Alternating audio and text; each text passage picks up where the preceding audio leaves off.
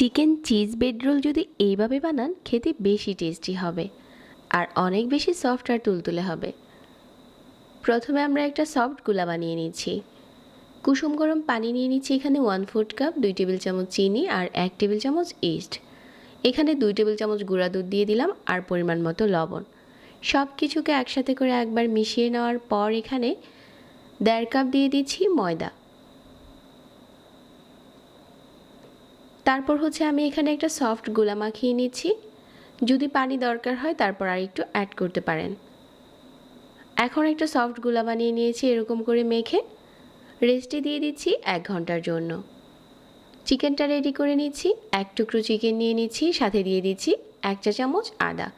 1 cup পানিতে সিদ্ধ করে নিচ্ছি স্বাদমতো লবণ দিয়ে। এরকম সিদ্ধ হয়ে গেছে। এখন চিকেনটা ছোট ছোট টুকরো করে ছিঁড়ে নিচ্ছি। তারপর প্যানে দিয়ে দিলাম আর পরিমাণ মতো তেল দিয়ে দিচ্ছি।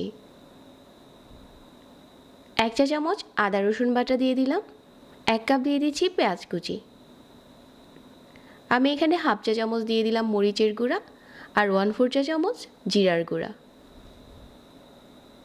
সব কিছুকে একসাথে করে নেড়েচেড়ে মিশিয়ে নিচ্ছি। এখানে কোনো রকম পানি দেওয়া যাবে না, কারণ চিকেনটা আমরা আগে থেকেই সিদ্ধ করে নিয়েছিলাম। মিডিয়াম আঁচে কিছুক্ষণ রান্না করে নিচ্ছি। 1/4 চা চামচ দিয়ে দিলাম গোলমরিচের গুঁড়া আর স্বাদমতো লবণ। 1 চা চামচ দিয়ে দিলাম সয়া সস। সব কিছু একসাথে করে নেড়েচেড়ে মিশিয়ে নিচ্ছি আর আমাদের চিকেনের পোরটা এখন রেডি হয়ে গেছে। আমাদের ময়দার ডোটাও ফুলে ডবল হয়ে গেছে। এই ডোটাকে 2 ভাগে ভাগ করে প্রথমে আমি একটা রুটি বানিয়ে নিচ্ছি। এই রুটিটা কিন্তু রেগুলার রুটির মতো পাতলা হবে না, একটু মোটা হবে। তবে আপনি চাইলে আর একটু পাতলা করেও বানাতে পারেন। তারপর এরকম মাঝ বরাবর চিকেনের পোরটা দিয়ে দিলাম।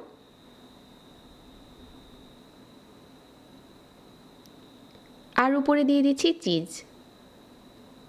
চিজ অপশনাল, যদি চান তাহলে চিজটা স্কিপও করতে পারেন, শুধু সস দিয়েও বানিয়ে নিতে পারেন। এখন টমেটো সস দিয়ে মাঝ বরাবর এভাবে করে কেটে তারপর বাস দিয়ে দিচ্ছি।